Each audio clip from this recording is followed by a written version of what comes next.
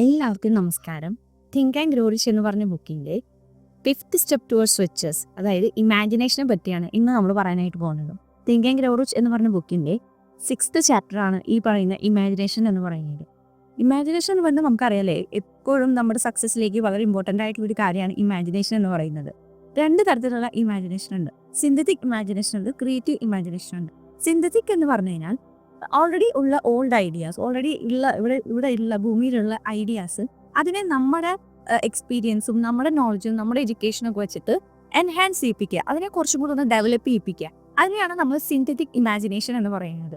സാധാരണ ആളുകളൊക്കെ ഉപയോഗിക്കുന്നത് സിന്തറ്റിക് ഇമാജിനേഷൻ ആയിരിക്കും. കാരണം ഓക്കെ, ഈ ഐഡിയ വെച്ചിട്ട് എനിക്ക് ഇന്നതുപോലെ ചെയ്യാമെന്ന് പറഞ്ഞിട്ട് അതിലേക്ക് നമ്മുടെ എക്സ്പീരിയൻസും കാര്യങ്ങളൊക്കെ ഒന്ന് കോൺട്രിബ്യൂട്ട് ചെയ്യുക. അതിനാണ് സിന്തറ്റിക് ഇമാജിനേഷൻ എന്ന് പറയുന്നത്. രണ്ടാമത്തെ ഇമാജിനേഷൻ ക്രിയേറ്റീവ് ഇമാജിനേഷൻ ആണ്. ക്രിയേറ്റീവ് ഇമാജിനേഷൻ ആണ് ഒരുപാട് സാധ്യതകൾ നിറഞ്ഞിട്ടുള്ള ഇമാജിനേഷൻ എന്ന് പറയുന്നത്. സയൻറ്റിസ്റ്റ് ആയിക്കോട്ടെ, പോയിറ്റ്സ് ആയിക്കോട്ടെ, ഈ ലോകത്ത് സക്സസ് ആയിട്ടുള്ള എല്ലാവരും തന്നെ ഉപയോഗിച്ചിട്ടുള്ളത് ഈ ഒരു ക്രിയേറ്റീവ് ഇമാജിനേഷൻ ആണ്. ക്രിയേറ്റീവ് ഇമാജിനേഷൻ എന്ന് പറഞ്ഞു കഴിഞ്ഞാൽ ഇൻഫിനിറ്റ് ഇൻ്റലിജൻസ്, അല്ലെങ്കിൽ ഈ പറഞ്ഞ യൂണിവേഴ്സ്, മിറാക്കിൾസ്, അങ്ങനെയൊക്കെ സംഭവിക്കുന്നത് ഈ ഒരു ക്രിയേറ്റീവ് ഇമാജിനേഷനിലാണ്. ഇപ്പോൾ മാർക്ക് സക്കർബർഗ് എന്ന് പറയുന്ന വ്യക്തിക്ക് ഫേസ്ബുക്ക് എന്ന് പറഞ്ഞ സംഭവം അതുവരെ ആ ഭൂമിയിൽ ഇല്ല, അല്ലെ, അങ്ങനെ സംഭവം ഇല്ല.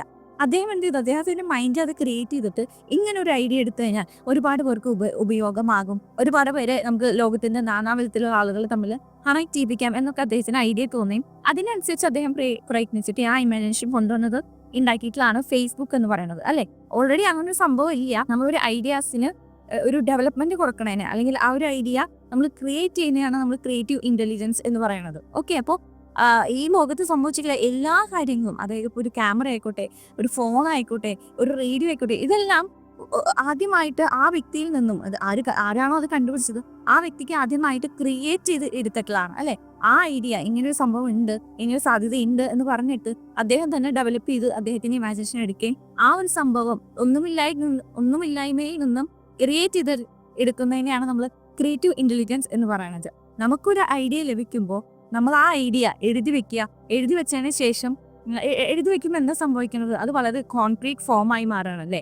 അതായത് നമ്മളിപ്പോൾ ഒരു വാക്കാലെ പറയുന്ന ഒരു കാര്യം എഴുതിയ ഒരു ഡോക്യുമെന്റിനെ നമ്മൾ കമ്പയർ ചെയ്ത് കഴിഞ്ഞാൽ എഴുതിയ ഡോക്യുമെന്റിനാണ് പ്രാധാന്യം വരിക, അല്ലെ, എല്ലാ തലത്തിലും നോക്കിക്കഴിഞ്ഞാൽ. അപ്പൊ അതുപോലെ തന്നെയാണ് ഈ പറയുന്ന നമ്മുടെ ഗോൾസ് അല്ലെങ്കിൽ ഐഡിയാസ് എഴുതി വെക്കണം എന്ന് പറയുന്നത്. അതൊരു കോൺക്രീറ്റ് ഫോമായി മാറുകയാണ്. അങ്ങനെ നമുക്ക് ഇതിനെ പ്ലാൻ കാര്യങ്ങളൊക്കെ ചെയ്തിട്ട് ആ ഒരു ഐഡിയ ഇംപ്ലിമെന്റ് ചെയ്യാനായിട്ട് പറ്റും. ഇങ്ങനെയാണ് എല്ലാ സക്സസ്ഫുൾ ആളുകളും അവരുടെ കാര്യങ്ങളൊക്കെ, അല്ലെങ്കിൽ ആ ഒരു ഇൻവെൻഷൻസ് ആയിക്കോട്ടെ, ഐഡിയാസ് ആയിക്കോട്ടെ, ഒക്കെ സക്സസ്ഫുള്ളിലേക്ക് എത്തിക്കുന്നത് ഈ ഒരു വഴിയാണ്. ഓക്കെ, അപ്പോൾ ക്രിയേറ്റീവ് ഇന്റലിജൻസ് ആണ് നമുക്ക് ലൈഫിൽ എപ്പോഴും വേണ്ട ഒരു ഇന്റലിജൻസ്. മറ്റേതും വേണം എന്നല്ല, പക്ഷെ നമ്മുടെ ഗോൾസിന് കുറച്ചും കൂടെ എന്താ പറയുക, ലഭിക്കാനായിട്ട്, അല്ലെങ്കിൽ അതിന്റെ സാധ്യത കിട്ടാനായിട്ട് നമ്മൾ ഇമാജിനേഷൻ നമ്മൾ ക്രിയേറ്റ് ചെയ്യണം എന്നുള്ളതാണ് അദ്ദേഹം പറഞ്ഞേക്കുന്ന ഒരു. ഇതിന് 2 എക്സാമ്പിൾസ് പറയുന്നുണ്ട്. ഒന്നെന്ന് പറഞ്ഞു കഴിഞ്ഞാൽ എൻചാൻറ്റഡ് കെറ്റിലാണ്. എൻചാൻറ്റഡ് കെറ്റിൽ എന്ന് പറഞ്ഞു കഴിഞ്ഞാൽ അദ്ദേഹം പറയുന്നത്, ഒരു ഡോക്ടർ അദ്ദേഹത്തിന് പഠിച്ചുള്ള ഒരു ക്ലർക്ക് ഒരു കെറ്റിൽ കൊടുക്കുകയാണ്. അതിൻ്റെ കൂടെ അദ്ദേഹം ഒരു സീക്രട്ട് ഒരു ഫോർമുലയും കൂടെ കൊടുക്കുകയാണ്. ക്ലർക്ക് എന്ത് ചെയ്യുന്നു, ഇത് വാങ്ങിക്കുന്നത് അദ്ദേഹത്തിന്റെ മുഴുവൻ സമ്പാദ്യമായ $500 കൊടുത്തുകൊണ്ടാണ്. അങ്ങനെ ഡോക്ടർക്ക് ഭയങ്കര സന്തോഷമാവുന്നു, കാരണം $500 കിട്ടിയല്ലോ എന്ന് വിചാരിച്ചിട്ട് വളരെ സന്തോഷത്തോടെ പോകുന്നു. ഈ പറയുന്ന ക്ലർക്ക് ഈ പറയുന്ന ഈ ഒരു സീക്രട്ട് ഫോർമുല വായിക്കുകയും ഈ ഒരു കെറ്റിലിനെ നോക്കുകയും ഒക്കെ ചെയ്യുകയാണ്. അതിനുശേഷം അദ്ദേഹം ഇതിൽ നിന്നും, ഈ കെറ്റിലും ഈ സീക്രട്ട് ഫോർമുലയും ഉപയോഗിച്ചിട്ട് ഒരു സംഭവം ഉണ്ടാക്കിയെടുത്തു. ആ ഉണ്ടാക്കിയെടുത്ത സംഭവം ലോകത്തെ മുഴുവൻ മാറ്റിമറിക്കുന്ന, അല്ലെങ്കിൽ ലോകത്തിൽ ഒരുപാട് ഇൻഫ്ലുവൻസ് ചെയ്യിപ്പിക്കുന്ന ഒരു കാര്യമായി മാറിയിരുന്നു. അതുവരെ കുഞ്ഞു ടൗണായ ആ ഒരു സിറ്റിയെ പിന്നെ വലിയൊരു ഇൻഡസ്ട്രിയൽ ഒരു തരംഗമായി മാറ്റാനായിട്ട് അദ്ദേഹത്തിന് സാധിക്കും, ആ ഒരു ക്ലർക്കിന് സാധിക്കുകയാണ് ചെയ്യുന്നത്. ആ കെറ്റിലേക്ക് ഒരു സംഭവം അദ്ദേഹം ഉണ്ടാക്കിയെടുത്തു എന്നുള്ളതാണ്.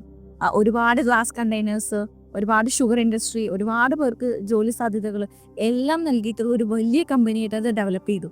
പറഞ്ഞു വരുന്നത് മറ്റൊന്നിനെ കുറിച്ചല്ല, കൊക്കക്കോള എന്ന് പറയുന്ന ഒരു കമ്പനിയുടെ ആരംഭമാണ് നമ്മളിപ്പോൾ കേട്ടിട്ടുള്ളത്. ഓക്കെ, ഇപ്പോൾ ആ ക്ലർക്സ് അദ്ദേഹത്തിന്റെ ഇമാജിനേഷൻ, ഈ പറയുന്ന കെറ്റിലും ഈ പറയുന്ന സീക്രട്ട് ഫോർമുലയും ഡോക്ടറുടെ കയ്യിലുണ്ടായിരുന്നു. പക്ഷെ ഡോക്ടേഴ്സ് ഒരു എലമെന്റ് മിസ്സായിരുന്നു. ആ മിസ്സിംഗ് എലമെന്റ് എന്ന് പറയുന്നത് ഇമാജിനേഷനാണ്. ഈ ഇമാജിനേഷൻ ക്ലർക്കിനുണ്ടായിരുന്നു. ക്ലർക്കിന് തോന്നി, ഓക്കെ, ഈ സീക്രട്ട് ഫോർമുല ഉപയോഗിച്ച് കെറ്റിൽ ഒരു സംഭവം ഉണ്ടാക്കി കഴിഞ്ഞാൽ അത് ലോകത്തിന് കൊടുത്തു കഴിഞ്ഞാൽ അത് വളരെ സാധ്യതകൾ തുറന്നു തരും, തന്റെ എന്താ പറയുക, തന്റെ റിച്ച് ആകാനുള്ള ഒരു സാധ്യത തുറന്നു വരുമെന്ന് അദ്ദേഹത്തിന് മനസ്സിലാവുകയാണ് ചെയ്തത്. അദ്ദേഹം അത് വളരെ സക്സസ് ആയിട്ട് മുന്നോട്ട് കൊണ്ടുപോവുകയും ചെയ്തു, അല്ലേ. ഇപ്പോഴും നോക്കിക്കഴിഞ്ഞാൽ നമുക്കറിയാം, കൊക്കക്കോള നമുക്ക് ഇപ്പോഴും നമ്മുടെ ചുറ്റും അവൈലബിൾ ആണ്. ഏതൊരു സ്ഥലത്ത് പോയാലും നമുക്ക് കൊക്കോകോള ലഭിക്കും എന്നുള്ളതാണ്. അന്ന് തൊട്ട് ഇന്ന് വരെ അതിന് അത്രയും സ്ട്രോങ് ഒരു ബേസ് ഉണ്ട് എന്നുള്ളതാണ് നമുക്ക് മനസ്സിലാക്കാൻ കഴിയണത് അല്ലേ. അപ്പൊ അദ്ദേഹത്തിന്റെ ആ ഒരു പവർഫുൾ ഇമാജിനേഷന്റെ അല്ലെ, അതുവരെ ഇങ്ങനൊരു സംഭവം ഇല്ല. കൊക്കോകോള ഇങ്ങനൊരു എന്താ പറയാ ഒരു സംഭവം അന്ന് വരെ ക്രിയേറ്റ് ചെയ്തിട്ടില്ല. അദ്ദേഹത്തിന്റെ എന്താ പറയാ ഒരു ഇമാജിനേഷൻ ക്രിയേറ്റ് ചെയ്തെടുത്തതാണ് കൊക്കോകോള എന്ന് പറയുന്നത്. ഓക്കെ, അപ്പോൾ ആ ഒരു ഇമാജിനേഷൻ പവറും കൊണ്ട് അദ്ദേഹം നേടിയെടുത്തത് കോടികളാണ് അല്ലേ. അപ്പോൾ ഇതാണ് അദ്ദേഹം പറയുന്ന ഒരു എക്സാമ്പിൾ. രണ്ടാമത്തെ എക്സാമ്പിൾ അദ്ദേഹം പറയുന്നത് ഇഫ് ഐ ഹാഡ് $1 million എന്നുള്ളതാണ്.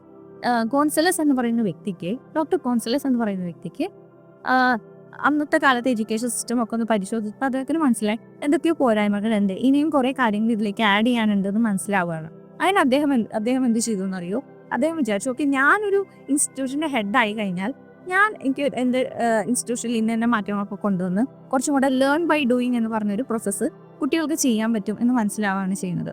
അപ്പോൾ അദ്ദേഹത്തിന് കൃത്യമായ ഐഡിയാസ് ഉണ്ട്, പ്ലാൻസ് ഉണ്ട്, പക്ഷെ അതിനുള്ള പൈസ ഈ ഒരു കാര്യം ഇൻസ്റ്റിറ്റ്യൂഷൻ ഡെവലപ്പ് ചെയ്യാനായിട്ട് ഒരു $1 million വേണം. അപ്പോൾ അദ്ദേഹത്തിന്റെ കയ്യിൽ അതില്ല. അപ്പോൾ അദ്ദേഹം എന്ത് ചെയ്തു?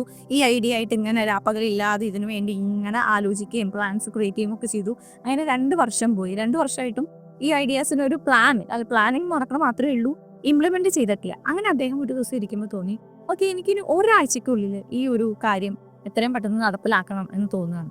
ആ ഒരാഴ്ചക്കുള്ളിൽ ഡെവലപ്പ് ആക്കണം എന്ന് തോന്നിയപ്പോൾ മൈൻഡിലേക്ക് പെട്ടെന്ന് ഒരു സംഭവം അരച്ചു കയറിയെന്ന് അദ്ദേഹം പറയുന്നത്. ഇതിന് എന്തെങ്കിലും ചെയ്തേ പറ്റുള്ളൂ, ഇതിന് ഞാൻ എന്താണ് ചെയ്യേണ്ടത്, ഒരു ഭയങ്കര ഒരു അർജൻസി അവിടെ വന്നു. ഓക്കെ, അപ്പം മൈൻഡ് ഇങ്ങനെ ആലോചിച്ച് അവസാനം അദ്ദേഹം മനസ്സിലായി, എനിക്ക് ന്യൂസ് പേപ്പറിൽ വിളിച്ചിട്ട് ഒരു സെർമൺ, ഒരു ഡിബേറ്റ് പോലെ അത് തയ്യാറാക്കാം എന്ന് വിചാരിക്കുകയാണ്. അങ്ങനെ അദ്ദേഹം തയ്യാറാക്കാൻ തുടങ്ങി. വിളിച്ച് പറഞ്ഞു, ഓക്കെ, ഇന്ന സ്ഥലത്ത് ഇങ്ങനെ സംഭവം നടക്കുന്നുണ്ട്, ആശയക്കാർക്ക് വരാമെന്ന് പറയുകയാണ്. ഇഫ് ഐ ഹാഡ് $1 million എന്നാണ് ആ ഒരു സെർമൺ അദ്ദേഹം ടൈലിൽ കൊടുത്തിട്ടുണ്ടായിരുന്നത്. അങ്ങനെ അദ്ദേഹം അത് എഴുതാൻ പോകും, കാരണം പ്രിപ്പയർ ചെയ്യണമല്ലോ, നാളെ എന്തോ പോയി പറയേണ്ടതെന്ന് പറയണമല്ലോ. അദ്ദേഹത്തിന് വളരെ സിമ്പിളായിട്ട് അത് ചെയ്യാൻ പറ്റി, കാരണം 2 വർഷമായിട്ട് അദ്ദേഹം മൈൻഡ് അത് പ്രിപ്പയർ ചെയ്തുകൊണ്ടിരിക്കുകയാണ് അല്ലേ. വളരെ സിമ്പിളായിട്ട് അദ്ദേഹത്തിന് എല്ലാം ഇങ്ങനെ വേർഡ്സിൽ ഇങ്ങനെ ഒഴുകി വന്നു എന്നാണ് പറയുന്നത്. അങ്ങനെ വളരെ സന്തോഷത്തോടെ അദ്ദേഹം ഉറങ്ങാൻ പോകുമ്പോൾ അദ്ദേഹത്തിന് മനസ്സിലാക്കി, നാളെ എനിക്ക് $1 million കിട്ടും, എനിക്ക് കിട്ടിയ ഫീലിംഗ് കഴിഞ്ഞാണ് അദ്ദേഹം ഉറങ്ങാൻ പോയത്. എന്തെന്നില്ലാത്തൊരു പ്രത്യേകമായിട്ടുള്ളൊരു ഊർജ്ജം അദ്ദേഹത്തിന് വന്നു എന്നാണ് പറയണത്. അങ്ങനെ പിറ്റേ ദിവസം അദ്ദേഹം ഈ പറയുന്ന സംഭവം ചെയ്യാനായിട്ട് പോവാണ്. അങ്ങനെ ഇത് പറയാൻ വേണ്ടി അവിടെ എത്തി. ഇത് പറയാനായിട്ട് പോകുമ്പോൾ അദ്ദേഹം പേപ്പർ എടുക്കാൻ നോക്കിയപ്പോഴാണ് മനസ്സിലായത് പേപ്പർ കൊണ്ടുവന്നിട്ടില്ല. അദ്ദേഹം തയ്യാറാക്കി വെച്ചിട്ടുള്ള പ്രബന്ധം കൊണ്ടുവന്നിട്ടില്ല എന്നുള്ളത്. അദ്ദേഹത്തിന് പക്ഷെ ആ സമയത്ത് ടെൻഷനോ കാര്യങ്ങളോ ഒന്നും ഉണ്ടായില്ല. അദ്ദേഹം എന്ത് ചെയ്തു? അദ്ദേഹം പറയുന്നത് കൊണ്ടുവരാത്തത് നന്നായി, കാരണം എൻ്റെ ഹാർട്ടിൽ നിന്ന് എനിക്ക് പറയാൻ പറ്റി. ഞാൻ എൻ്റെ സബ് കോൺഷ്യസ് മൈൻഡിൽ ഞാൻ എന്താണോ അത് ഇത്രയും നാളെ എൻ്റെ ഐഡിയാസ് വെച്ചിട്ടുള്ളത് അത് മുഴുവൻ എനിക്ക് വളരെ നന്നായി പ്രസന്റ് ചെയ്യാൻ പറ്റി എന്നാണ് പറയുന്നത്.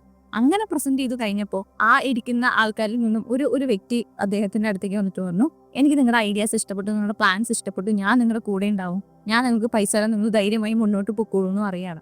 അങ്ങനെ വന്ന വ്യക്തിയാണ് ആർമർ എന്ന് പറയുന്ന വ്യക്തി. അങ്ങനെ ഇദ്ദേഹത്തിന് വളരെ സന്തോഷപൂർവ്വം അത് സ്വീകരിക്കുകയും ആർമർ ഇൻസ്റ്റിറ്റ്യൂട്ട് ഓഫ് ടെക്നോളജി എന്ന് പറയുന്ന ഒരു ഇൻസ്റ്റിറ്റ്യൂഷന് രൂപം കൊള്ളുകയും ചെയ്യാണ് ചെയ്യുന്നത്. അപ്പൊ എന്തൊരു പെട്ടെന്നല്ലേ ആ ഒരു സംഭവം, അതായത് വിതിൻ 36 മണിക്കൂറിന്റെ ഉള്ളിലാണ് ഈ പറഞ്ഞ സംഭവങ്ങളൊക്കെ നടക്കുന്നത്. അതുവരെ 2 വർഷം വരെ അദ്ദേഹം ഇങ്ങനെ ഐഡിയാസ് ആയിട്ട് ഇങ്ങനെ പോയി. പക്ഷേ അതിനൊരു എക്സ്റ്റിമേറ്റഡ് ഡേറ്റ് അല്ലെങ്കിൽ ഇത്ര സമയത്തിനുള്ളിൽ വേണമെന്ന് അദ്ദേഹം വച്ചിരുന്നില്ല. അത് തന്നെയായിരുന്നു അവിടെ ഒരു ലാക്നെസ് എന്ന് പറയുന്നത്. ആ ഒരു സംഭവം ഇത്രയും സമയത്തിനുള്ളിൽ എനിക്ക് കിട്ടണം എന്ന് പറഞ്ഞപ്പോൾ പെട്ടെന്ന് തന്നെ മൈൻഡിലേക്ക് ഐഡിയ കയറി വരികയും ഇതൊക്കെ സംഭവിക്കുകയും ചെയ്യുന്നു. നമ്മുടെ പ്രശ്നം അത് തന്നെയായിരിക്കും. നമ്മളിങ്ങനെ ലാഗ് ചെയ്ത് പോകും. പക്ഷെ ഇത്ര സമയത്തിനുള്ളിൽ എനിക്ക് ഇന്നതാവണം, ഇത്ര ഗോൾ വരണം, ഇങ്ങനെ ചെയ്യണമെന്ന് നമ്മൾ തീരുമാനിച്ചു കഴിഞ്ഞാൽ, അതിനൊരു എർജൻസി നമ്മൾ ക്രിയേറ്റ് ചെയ്ത് കഴിഞ്ഞാൽ നമുക്കും ഇത് വളരെയധികം സാധ്യമാവും. കാരണം അന്ന് അദ്ദേഹത്തിന് ഇതൊരു സെർമനായിട്ട് പ്രസന്റ് ചെയ്യാന്നൊരു ഐഡിയ വന്നിട്ടുണ്ടായില്ല. ഈ ഒരു ഡിസിഷനിൽ എത്തിയപ്പോഴാണ് അദ്ദേഹത്തിന് ഈ ഒരു ഐഡിയ വന്നത്. അതുപോലെ നമുക്കും ചിലപ്പോൾ നമ്മൾ ചെയ്യുന്ന ഐഡിയാസ് കാര്യങ്ങൾ നമുക്കും ഉണ്ടായിരിക്കും. പക്ഷെ ആ ഒരു എർജൻസി നമ്മൾ ക്രിയേറ്റ് ചെയ്ത് കഴിഞ്ഞാൽ, ഇത്ര ദിവസത്തിനുള്ളിൽ എനിക്കിത് വേണം എന്ന് പറയുന്ന എർജൻസി ക്രിയേറ്റ് ചെയ്ത് തുടങ്ങിയാൽ മൈൻഡ് കഴിഞ്ഞ് വേണ്ട സൊല്യൂഷൻസ് കാണാൻ തുടങ്ങും. ആ സൊല്യൂഷൻസ് കാണാൻ തുടങ്ങുമ്പോൾ ആ കൃത്യമായ ഡിസിഷൻ നമുക്ക് കിട്ടും. നമുക്ക് എന്താ ചെയ്യേണ്ടതെന്ന് മനസ്സിലാവും, നമ്മളത് ചെയ്യും. ആ സംഭവം സക്സസ് ആവുകയും ചെയ്യും. ഇത്രയേ ഉള്ളൂ കാര്യം. പക്ഷെ നമ്മൾ ആ എർജൻസി ക്രിയേറ്റ് ചെയ്യണം എന്നുള്ളതാണ് അദ്ദേഹം പറഞ്ഞു തരുന്ന മറ്റൊരു പോയിന്റ്. ഓക്കെ, അപ്പോൾ ഈ ലോകത്തിലെ എല്ലാ ആളുകളും സക്സസ് ആയിട്ടുള്ളത് ഇതുപോലെ ക്രിയേറ്റീവ് ഇമാജിനേഷൻ ഉപയോഗിച്ചുകൊണ്ടാണ്. ആൻഡ്രൂ കാർനെഗിയുടെ കാര്യം എടുത്തു കഴിഞ്ഞാൽ അദ്ദേഹത്തിന് സ്റ്റീലിനെ പറ്റി ഒന്നും അറിഞ്ഞൂടാ. അദ്ദേഹത്തിന് ഒരു സ്റ്റീൽ വേൾഡ് അല്ലെങ്കിൽ ഒരു സ്റ്റീൽ വലിയൊരു ബിഗ്ഗസ്റ്റ് ഇൻഡസ്ട്രി ഒരു സംഭവം ഒരു ഇമാജിനേഷനിൽ അദ്ദേഹത്തിന് മനസ്സിലുണ്ടായിരുന്നു. അതിങ്ങനെ വച്ചപ്പോൾ തന്നെ അതിലേക്ക് വേണ്ട ആളുകളൊക്കെ എത്തി വളരെ വലിയൊരു സംഭവമായി ബില്യനയറായി അദ്ദേഹത്തിന് മാറാൻ സാധിക്കുകയാണ് ചെയ്തിട്ടുള്ളത്. നെപ്പോളിയൻ ഹില്ലിന്റെ കാര്യം എടുത്ത് നോക്കൂ. നെപ്പോളിയൻ ഹില്ലിനെ ആൻഡ്രൂ കാർനെഗി എന്ന് പറഞ്ഞ വ്യക്തി ഒരു ഐഡിയ ഇട്ട് കൊടുത്തു. ഓക്കെ, ഇങ്ങനെ ചെയ്യാമെന്ന് പറഞ്ഞ ഒരു ഐഡിയ ഇട്ട് കൊടുത്തു. ഈ ഐഡിയക്ക് അദ്ദേഹം ജീവൻ വപ്പിച്ചു. അതാണ് ഈ നെപ്പോളിയൻ ഹില്ലിന്റെ തിങ്ക് ആൻഡ് ഗ്രോ റിച്ച് എന്ന് പറഞ്ഞ ബുക്ക് അല്ലേ, വളരെ സവിശേഷമെന്ന് അറിഞ്ഞ ബുക്ക് തന്നെയാണത്. അപ്പോൾ എല്ലാവരുടെയും മൈൻഡിലേക്ക് ഒരു ഐഡിയ വരും, അതിന് നമ്മൾ പ്ലാൻ ചെയ്ത് ഒരു ഇമാജിനേഷനൊക്കെ ഒന്ന് ചേർത്ത് കൊടുത്തു കഴിയുമ്പോൾ ഏതൊരു കാര്യം സക്സസ് ആവും എന്നുള്ളത് യാതൊരു സംശയമില്ലാത്ത കാര്യമാണ്. ഓക്കെ, അപ്പോൾ അതുപോലെ ഒരു ബുക്കിന്റെ കാര്യം എടുത്ത് നോക്കും. ബുക്കിന്റെ ചിലപ്പോൾ നമ്മൾ ഉള്ളടക്കം നല്ലതായിരിക്കും, പക്ഷെ അതിന്റെ ടൈറ്റിൽ കാണുമ്പോൾ ചിലപ്പോൾ നമുക്ക് വാങ്ങാൻ തോന്നില്ലായിരിക്കും. അപ്പോൾ ഓതേഴ്സ് എന്താ ചെയ്യാൻ പറയും, ആ ടൈറ്റിൽ വളരെ അട്രാക്റ്റീവ് ആയിട്ടുള്ള ഒരു ടൈറ്റിലാക്കി മാറ്റും. അപ്പോൾ സെയിം കണ്ടന്റ് ആണ്. ഇപ്പോൾ രണ്ട് രീതിയിൽ അത് വിറ്റുന്നതായിരിക്കും. ഒന്ന് അട്രാക്റ്റീവ് അല്ലാത്തൊരു ടൈറ്റിൽ വെച്ചിട്ട്, ഒന്ന് എല്ലാവരും വാങ്ങിപ്പിക്കാൻ പ്രേരിപ്പിക്കുന്ന ഒരു ടൈറ്റിൽ വെച്ചിട്ട്. സെയിം കണ്ടന്റ് ആയിരിക്കും, പക്ഷേ ഇതിന് വാങ്ങാൻ ആളുണ്ടാവില്ല, ഈ ഒരു കാര്യത്തിന് വാങ്ങാൻ ആളുണ്ടാവും. അദ്ദേഹത്തിന്റെ ഇമാജിനേഷൻ വെച്ചിട്ട് ഇങ്ങനെയൊക്കെ ചെയ്ത് കഴിഞ്ഞാൽ, ഈ ഒരു സംഭവം ഇങ്ങനെ വെച്ച് കഴിഞ്ഞാൽ ആൾക്കാർ മേടിക്കുമെന്ന് പറഞ്ഞൊരു ഇമാജിനേഷൻ അവിടെ ഡെവലപ്പ് ചെയ്തുകൊണ്ട് ഇക്കാണ് ചെയ്യുന്നത്. ഓക്കെ, അപ്പോൾ ഏതൊരു സംഭവം നിങ്ങൾ എടുത്തു നോക്ക്, എല്ലാത്തിനും ഇമാജിനേഷൻ എന്ന് പറയുന്നത് വളരെ ഇമ്പോർട്ടൻ്റ് ആയിട്ടുള്ള കാര്യമാണ്. അത് നമ്മൾ ഡെവലപ്പ് ചെയ്യേണ്ട ഒരു കാര്യമാണ്. നമുക്ക് ഫാക്കൽറ്റി ആയിട്ട് നമ്മുടെ 6th ഫാക്കൽറ്റിയിൽ വരുന്നൊരു കാര്യമാണ് ഇമാജിനേഷൻ എന്ന് പറയുന്നത്. സോ നമ്മുടെ ലൈഫിൽ നമ്മൾ ഇമാജിൻ ചെയ്തുകൊണ്ടിരിക്കുക, നല്ല കാര്യങ്ങൾ മാത്രം ഇമാജിൻ ചെയ്തുകൊണ്ടിരിക്കുക, നമുക്ക് വേണ്ട ഗോൾ അച്ചീവ് ചെയ്തോന്ന് ഇമാജിൻ ചെയ്തുകൊണ്ടിരിക്കുക, ഉറപ്പായിട്ടും നിങ്ങൾക്ക് സക്സസ് ഉണ്ടായിരിക്കും. അപ്പോൾ ഈ ഒരു ചാപ്റ്ററിൽ അദ്ദേഹം പറയുന്നത് ഈ പറഞ്ഞ സംഭവങ്ങളൊക്കെ തന്നെയാണ്. അപ്പോൾ എല്ലാവർക്കും ഈ ഒരു വീഡിയോ ഇഷ്ടപ്പെട്ടു എന്ന് വിചാരിക്കുന്നു. അപ്പോൾ ഇനി നമുക്കിനി 13 സ്റ്റെപ്സ് ആണുള്ളത്. ഇപ്പോൾ 5 കഴിഞ്ഞ് ഇനി നമുക്ക് 6ാമത്തെ സ്റ്റെപ്പായിട്ട് അടുത്ത വീഡിയോ ഇട്ട് വരാം. ദിസ് ഈസ് ജോഷി മാനം സൈനിങ് ഓഫ്.